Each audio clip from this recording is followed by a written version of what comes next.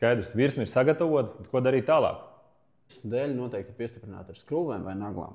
Šīs vietas ir visbīstamākās, jo korozija rūsa pēc tam spiedīsies cauri krāsai. Visas skrūvju galvas, naglu vietas apstrādājam ar Rostex superkrāsu, kas satur pretkorozijas piedevas. Un tālāk jau nāk pati krāsošana. Krāsošanā izmantojam Ultra Primer gruntskrāsu, kas bloķēs zaru vietas, sveķiem neļauj izspiesties ārā. Divās kārtās liekam virsū Ultra Classic krāsu, kas ir pusspīdīga krāsa un attiecīgi ilgstoši nodrošinās dēļu kapsulāciju no vidas ietekmes. Tam visam noteikti tev noderēs dažādi instrumenti. Zāru apstrādes vietām dažādi skrāpi, ar kuriem ir ērti strādāt. Te pašā laikā arī var izraut kādu nagli, ir palikusi.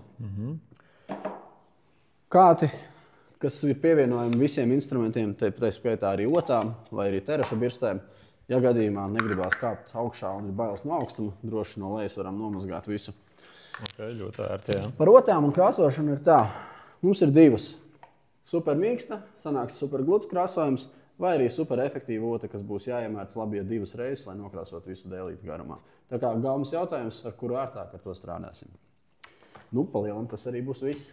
Brīnišķīgi. Paldies tev liels. Iešu stāstīt kaimiņam, ko darīt. Lai izdodas.